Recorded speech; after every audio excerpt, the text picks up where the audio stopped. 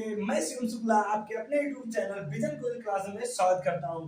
तो आज हम करंट इलेक्ट्रिसिटी का लेक्चर नंबर 3 पढ़ने जा रहे हैं और इसमें हम पढ़ेंगे, जैसे हमने कल वाले लेक्चर में क्या सीखा था, अनुमान वेग क्या होता है। अनुमान वेग का इंट्रोडक्शन हो गया था। अनुमान वेग होता क्या है इसके बारे में हमने जानकारी ले ली थी। आज हम बहुत ही अच्छे से अनुगमन वेग और विभवांतर में संबंध स्थापित करेंगे, क्योंकि आप जानते हो जब तक बैटरी नहीं लगाएंगे तब तक इलेक्ट्रॉनों का औसत उसमें वेग 0 होगा।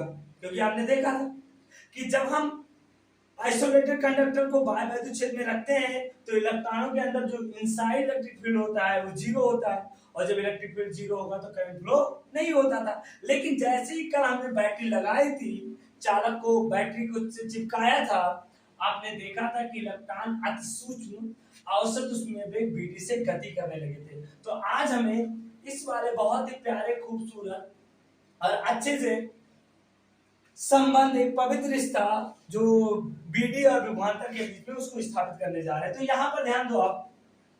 तो आप समझते हो कि आप करंट पढ़ रहे हो, और करंट में मैंने एक चीज बताया है कि करंट जब लगता है जब इलेक्ट्रॉन एक कांस्टेंट वेलोसिटी से मूव करता है। अच्छा, यहाँ एक बात है, आपके अंदर क्वेश्चन आता हो, सर जैसे ही हम इस पर विभवांतर लगाते हैं तो विभवांतर जब लगाएंगे तो यहाँ पर प्लस चार्ज हो जाएगा, यहाँ पर माइनस चार्ज हो जाएगा, तो इस इलेक्ट्रॉन पर एक फोर्स लगेगा यह।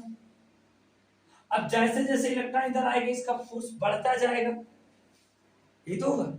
यानी इलेक्ट्रॉन का फोर्स बढ़ेगा तो वेलोसिटी में चेंजेस बढ़ेगा, और जब वेलोसिटी में चेंजेस बढ़ता जाएगा तो एक्सीलरेशन चेंज होगा। क्या होगा? अगर एक्सीलरेशन चेंज हुआ तब तो इलेक्ट्रॉन त्वरित गति करेगा। तब सर ये तो गलत है ना। यहाँ पर मैं आपसे पूछना चाहता हूँ कि मेरा क्लाइंट है, मैं ऑब्जेक्शन करता हूँ कि सर ऐसे कैसे हो सकता है कि त्वरित गति से करेगा तो करंट इलेक्ट्रिसिटी में कैसे आ सकता है आवेश? आवेश करंट इलेक्ट्रिसिटी में कैसे आप इसको अध्ययन करते हो? हाँ, मैं मानता हूँ कि बात मानता हूँ। मैंने कल बताया भी था कि यहाँ पर जानते हो, अगर वेग बीडी हो तो F इक्वल टू, अगर इलेक्ट्रॉन का मास m हो तो लगने वाला फोर्स क्या होता है बेटा? लगने वाला बल कितना होता है? लगने वाला बल F बराबर होता है m में। ये किसने कहा था? न्यूटन ने कहा था कि m द्रव्यमान का अगर एक्सीलरेशन v हो, सॉरी, F बराबर क्या होता है? q इंटू ई होता है। यहाँ इलेक्ट्रॉन है तो इलेक्ट्रॉन का आवेश क्या होता है? E इंटू ई हो जाएगा। F बराबर क्या आ गया? E इंटू ई हो गया। अब आप जानते हो जब ये वेलोसिटी से मूव करेगा तो इसके अंदर एक्सीलरेशन जनरेट होगा, तो त्वरण ये बराबर क्या हो जाएगा? बीडी के कारण त्वरण ये बराबर होता है F बाई m। यहाँ पर जब जब रखेंगे तो F की वैल्यू रखो तो E बटा m। सर यहाँ तो एक्सीलरेशन आ गया, और आप कह रहे हो एक्सीलरेशन इंक्रीज होना चाहिए, आपके अकॉर्डिंग होना चाहिए क्योंकि फोर्स लग रहा है। लेकिन बेटा यहाँ एक चीज देखो, इलेक्ट्रॉन अकेला नहीं, समझने की कोशिश करो। इलेक्ट्रॉन ये नहीं ऐसे रास्ते पर हाईवे पे नहीं जा रहा, सुबह 4 बजे मॉर्निंग वॉक पे नहीं जा रहा इलेक्ट्रॉन, कोई नहीं मिलेगा, बस वही मिलेगा जिसको देखने जा रहा है, ऐसा तो होगा नहीं। अरे वो मार्केट में और एक बहुत बड़े मेले में बैठा हुआ इलेक्ट्रॉन, और आराम से इलेक्ट्रॉन कहीं से निकला है, इलेक्ट्रॉन अपने पेरेंट से निकला है, और पेरेंट इसका है कर्नल, यानी पॉजिटिव चार्ज जो एटम है जिससे निकला है। जब इलेक्ट्रॉन इसमें जाएगा तो वो एटम से टकराएगा, और जब इलेक्ट्रॉन एटम से टकराएगा तो इस पहले इलेक्ट्रॉन वेग से बढ़ा, फिर जैसे यहां से इलेक्ट्रॉन निकला, ये इलेक्ट्रॉन जाके इस एटम से टकराएगा तो ये फिर 0, फिर दूसरे से टकराएगा। यानी इलेक्ट्रॉन का जो चेंज इन वेलोसिटी है डेल्टा बी, वो केवल बीडी होगा। यानी यहां पर देख रहे हो इलेक्ट्रॉन की जो चेंज वेलोसिटी है वो कांस्टेंट है, और अगर वेलोसिटी कांस्टेंट होगा, क्यों कांस्टेंट? लगातार कोलिजन हो रहा है, लगातार टकरा रहा है इलेक्ट्रॉन, तो इसके वेग का इफेक्ट पड़ता है। ये पहले तो बढ़ता है, इंक्रीज करता है, फिर टकरा के फिर 0 हो जाता है। जैसे यहां से चला, बहुत तेजी से चला, हो गया, अब टकराया, फिर आगे बढ़ा, बढ़ता गया, फिर टकराया, फिर बढ़ता गया, फिर टकराया। यानी वो जैसे अपनी वेग बढ़ाता है फिर 0, फिर भी होता है, फिर 0, फिर भी होता है, फिर 0, यानी 0 से भी, 0 से भी, 0 से भी, यानी चेंज इन वेलोसिटी क्या आ जाएगा? बीडी। तो चेंज इन वेलोसिटी कांस्टेंट है, और जब चेंज इन वेलोसिटी कांस्टेंट होगा तो एक्सीलरेशन भी क्या होगा बेटा? कांस्टेंट होगा। क्या होगा? एक्सीलरेशन भी क्या होगा बेटा? कांस्टेंट होगा। समझ रहे हो ना? तो अब ये आपको समझ में आ गई ना? तुम बहुत कोशिश करते हो, नहीं मैं घर से जाऊंगा खेलने, देखते हो पिताजी लिए हुए बढ़िया बाहर से मैजिक से लगा दिए, अब क्या होगा? आपको पता है बैटरी क्यों क्या करती है? इलेक्ट्रॉन को घुमाती है, सर्कुलेट करने के लिए एनर्जी देती है, समझ गए ना? तो त्वरण क्या होगा, ये बराबर Fm अपान Eb अपान F। इतना समझ गया ना, इसको इतना नोट कर लो अच्छे से, आप लोग नोट करो। यहां पर ध्यान दो, मानो जब इलेक्ट्रॉन का पहले वेग, मैंने मान लिया माना यह इलेक्ट्रॉन है इस कंडक्टर में, और उनका पहले जो उसमें वेग है वो u1 u2 u3 था। यानी यहां पर देखो इलेक्ट्रॉन को ध्यान से देखो, ये इलेक्ट्रॉन था, इलेक्ट्रॉन का पहले वेग u1 था, ये गया बढ़ता गया, बल लग रहा है, इसका v1 हो जाता है। तो यहां से u1 से v1 में इलेक्ट्रॉन गया ना, तो इसका एक्सीलरेशन कितना चेंज हुआ ये, और फिर यहाँ पर फिर से 0, फिर बढ़ेगा।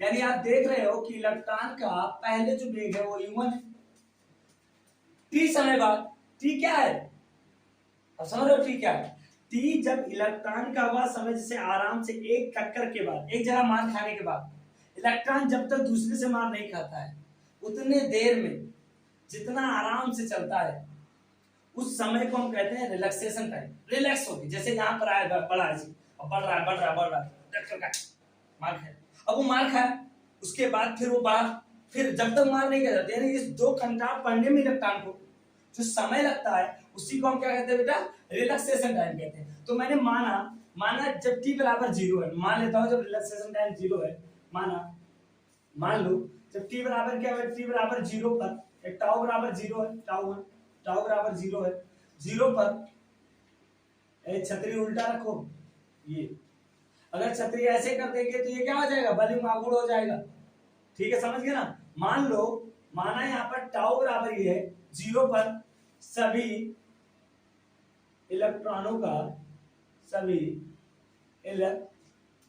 का वेग क्या है बेटा, वेग क्रमशः u1, u2, u3 dot dot dot dot u1। जब बैटरी आरोपित कर देते हैं उसके बाद वेग क्या हो जाता था, टाउ1, टाउ2, डॉट डॉट टाउ3, टाउ सॉरी ये उल्टा करो बेटा, छी ये टाउ1, टाउ2, टाउ3 डॉट डॉट डॉट टाउन, समय बाद इलेक्ट्रॉन का वेग क्या हो जाता है बेटा, वेग क्रमशः v1, v2, v3 dot dot dot dot vn हो जाता है। तो चलो अब यहाँ पर एक बात देखो, मैंने अभी आपको बताया कि त्वरण नियत होगा क्योंकि चेंज इन वेलोसिटी कांस्टेंट है। अगर त्वरण नियत होगा तो गति के समीकरण को याद करो क्लास फर्स्ट ईयर की। सर फर्स्ट ईयर का नाम नहीं लो sir please sir, first year में आपने पढ़ा था ना, क्या पढ़ा था, गति के समीकरण से कहां तक दूर भागोगे, हमसे दूर कैसे जाओगे आप, गति के समीकरण से क्या होगा बेटा, जो फर्स्ट ईयर को छोड़ के आए बेचारे चेहरा उतर जाता है, देखता हूं थोड़ी तकलीफ होती है। तो गति के समीकरण से v1 बराबर क्या हो जाएगा, u1 प्लस 8u1 कामा v2 बराबर क्या हो जाएगा बेटा, u2 प्लस 8u2 कामा v3 बराबर क्या होगा, bn बराबर ऐसे dot dot dot dot dot dot dot bn बराबर क्या हो जाएगा बेटा, u1 प्लस 8u1 आ गया ना। b1 का मान 8u1, याद करो b बराबर u प्लस 80, जो फर्स्ट ईयर में नहीं पढ़ के आए हो अब जाके पढ़ ले, और दूसरा तो मैं कोई कहूंगा नहीं, कोई चारा ही नहीं। आप देख सकते हो b1 बराबर u1 प्लस 8u1, b2 बराबर u2 प्लस 8u2 और डॉट डॉट bn बराबर u1 प्लस 8u1। अब हम औसत वेग निकालेंगे, क्या लगाएंगे बेटा, इलेक्ट्रॉनों का अतः इलेक्ट्रॉनों का औसत उसमें वेग, चलो बेटा औसत उसमें वेग क्या हो जाएगा बेटा, वेग b बराबर हो जाएगा, b बराबर इसी यही भी है, देखो b बराबर हो जाएगा यहाँ पर, दो इसी को औसत उसमें वो को bd कहते हैं। bd बराबर क्या हो जाएगा, b1 plus b2 plus dot dot dot bn अपान n, होगा कि नहीं होगा, समझ गए ना। अब यहाँ पर ध्यान दो bd बराबर और क्या निकलेगा, bd बराबर हम रख दे b1 का मान रखो, तो b1 का मान क्या है बेटा, u1 plus 8u1 plus b2 क्या है, u2 plus 8u2 plus dot dot dot dot dot plus bn क्या हो जाएगा बेटा, u1 प्लस 8n अपान क्या हो जाएगा, समझ गए ना। इतना आप लोग नोट करो, पहले नोट करो इतना, यहाँ पर ध्यान दो, मुझे भी कभी कभी प्रॉब्लम होता है कि मैं ऐसे से ऐसे चला जाता हूँ या ऐसे से ऐसे, कभी सीधा नहीं चलता है, जिंदगी भर टेढ़ा। और इसके लिए मैं कितना कूटा गया हूँ तुम लोगों को कैसे बताऊं। यहाँ पर ध्यान दो, वो तो पापा ही बता सकते हैं आपको। BD बराबर क्या हो सकता है, BD बराबर यहाँ से देखो क्या आ जाएगा बेटा, इनको अलग अलग करो तो दो U1 plus U2 plus U3 dot dot UN, एक साथ कर लो तो हम कर लेंगे U1 plus U2 plus dot dot dot U1, और इनको एक डब्बे में करो और बटा n कर दो, मैं अलग अलग तोड़ रहा हूं प्लस दो, सब में ये कॉमन है, जब ये कॉमन करोगे तो क्या, जैसे यहाँ ये कॉमन किया तो टाउ 1 बचा, tau 1 plus tau 2 plus dot dot dot dot tau n बटा n। कुछ याद आया ये क्या है? आपको मैंने पहले ही बताया था। आप भी ध्यान दो कि जब हम बाह्य वैद्युत क्षेत्र नहीं लगाते हैं, बैटरी जब कनेक्ट नहीं करते हैं, कंडक्टर को अकेला छोड़ देते हैं, उसको मैं अपने वैद्युत क्षेत्र में अकेला छोड़ने का मतलब क्या होता है, जब क्लास में टीचर नहीं तो सभी बच्चों का जो पढ़ाई का औसत दर होता है वो क्या होता है, 0। उसी प्रकार जब तक बैटरी नहीं लगती है, इलेक्ट्रॉनों का औसत उसमें भी क्या है, 0। और ये क्या है, ये बैटरी न लगने के बाद यानी इलेक्ट्रॉनों का औसत उसमें वेग है, और ये होता है 0 होता है इतना प्लस ये।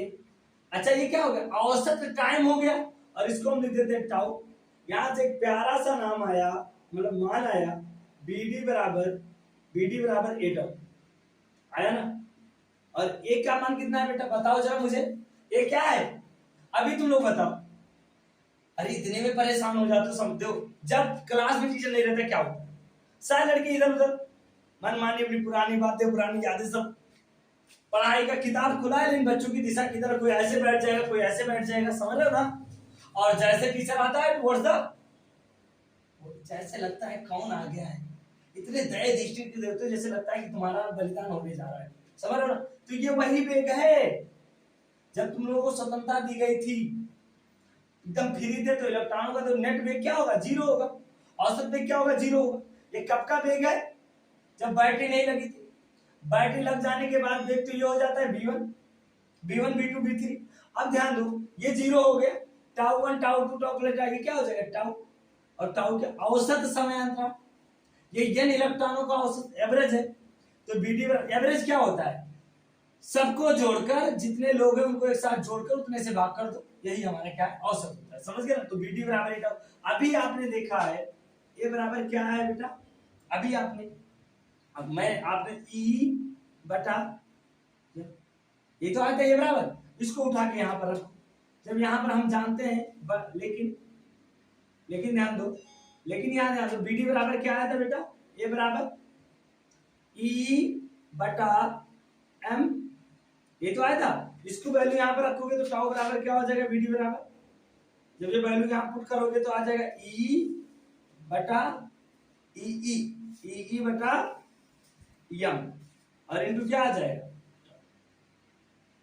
यार छतरी उल्टी रहेगी, समझ गए ना, ये उल्टा सीधा समझ में नहीं आ रहा है, आप उल्टा कर देते हो।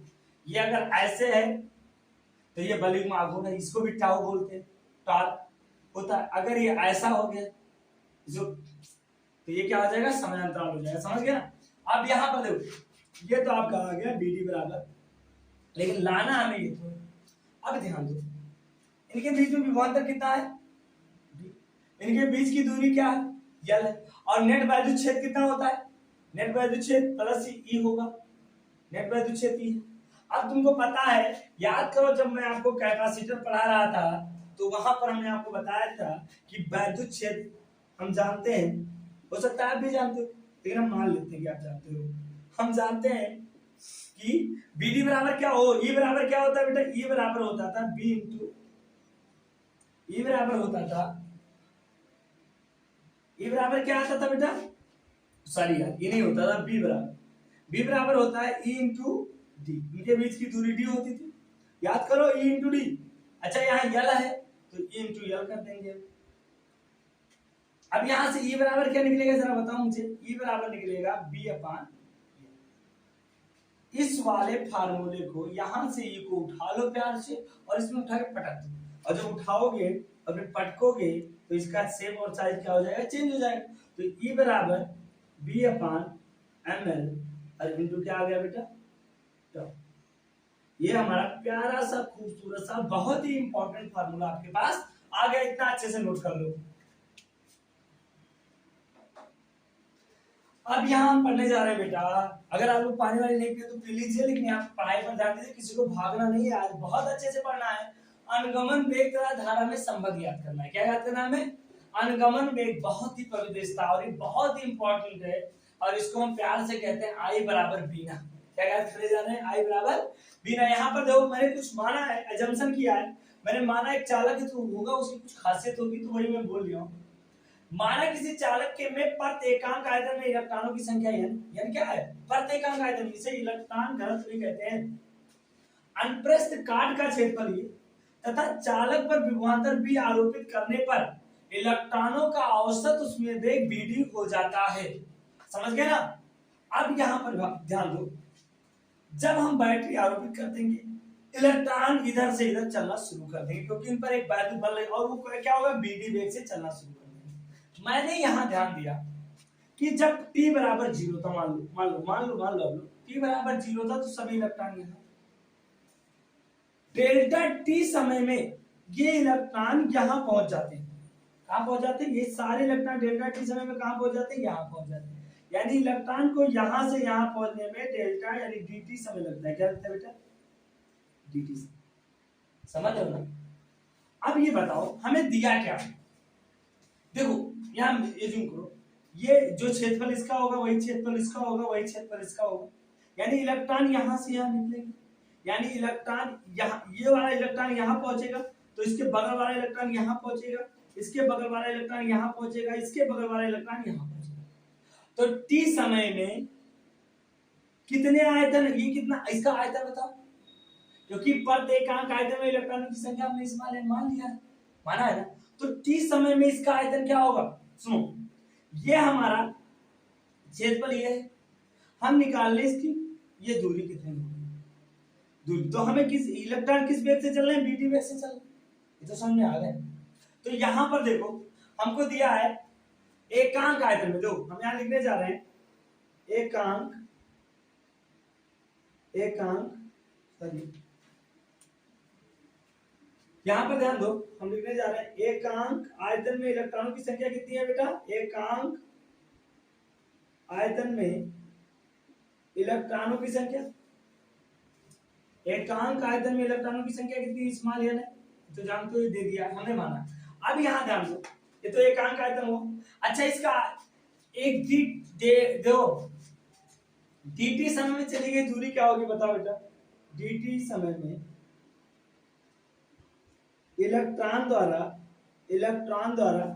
तय की गई दूरी क्या होगी? तय की गई दूरी बताओ, dt समय में इलेक्ट्रॉन द्वारा तय की गई दूरी क्या होगी बेटा? बताओ तो। दूरी बराबर हमारा आ जाएगा 4 गुणे समय, तो 4 bd है और समय कितना है? dt। 4 bd और समय क्या हो जाएगा? dt। तो इलेक्ट्रॉनों द्वारा तय की गई दूरी क्या हो जाएगा बेटा? bd इंटू dt, ये दूरी हो गया। अच्छा, इसका क्षेत्रफल ये है, तो इसका आयतन क्या हो जाएगा बताओ? यहां पर ध्यान दो, आयतन क्या हो जाएगा? क्षेत्रफल गुणे दूरी, आयतन बराबर क्या होती है? क्षेत्रफल गुणे दूरी। तो यहां से हम बात करेंगे a इंटू b dt, यहां पर दो a into b d dt, ये क्या हुआ? ये तो इसका आयतन है।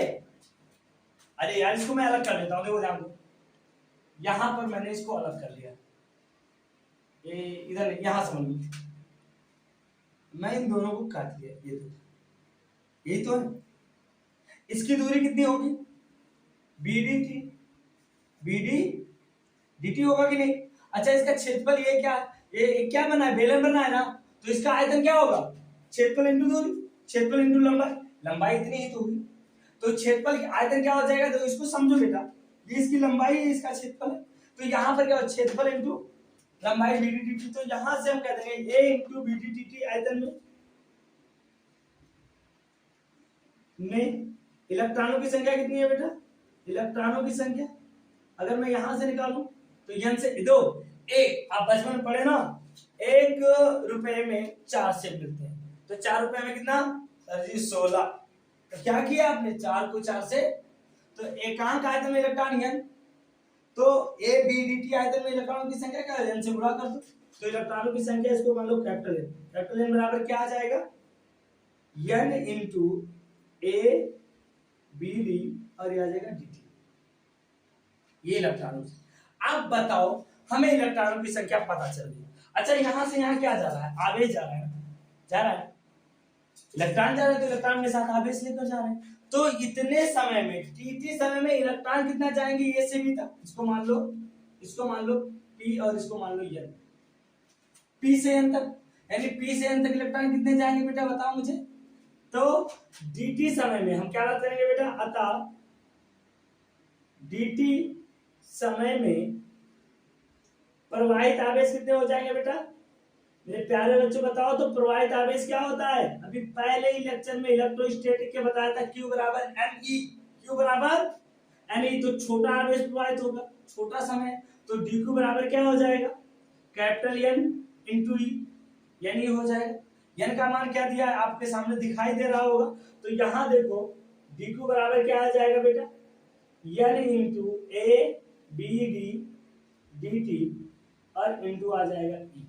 सभी लोग सहमत हो ना, यहां से ध्यान दो, यहां ध्यान दो आप, dq बराबर क्या आ जाएगा, यहां दो dt को इधर ले आओ तो ये हो जाएगा dq अपॉन dt और बराबर क्या आ गया, n e a b d, है कि नहीं है, n e a b d, या इसी को हम ऐसे, और dq अपॉन dt है क्या, अरे सर dq अपॉन dt तो धारा है, तो अतः dt समय में धारा कितनी हो जाएगी, धारा I बराबर धारा क्या हो जाएगा, b d, यानी I बराबर b ना आया कि नहीं आया, I बराबर b ना आया कि नहीं आया। तो आपको इस फार्मूले, ये बहुत इंपॉर्टेंट फार्मूला है, धारा और अनुवन वेग में संबंध, इसको याद करने का तरीका I बराबर b ना बोल रहा है, b e ना, समझ गया ना, या I बराबर n e a b, तो यानी क्या है, प्रत्येक का इलेक्ट्रॉन घनत्व है, ये क्षेत्रफल है, ये इलेक्ट्रॉन पर आवेश है, बीडी क्या है औसत, उसमें वेग है, एक बहुत ही प्यारा सा संबंध विद्युत धारा और अनुवन वेग में स्थापित हो गया। ठीक है, उम्मीद करते हैं कि आप लोगों को ये संबंध अच्छे से समझ में आया होगा। तो इसमें संबंध अगर समझ में आ गया तो आप लोग भी संबंध बनाने का प्रयास करिए, किससे, फिजिक्स से और स्वयं से संबंध बनाने का प्रयास कीजिए, और मस्त रहिए, खूब पढ़ते रहिए, बेस्ट आप लग।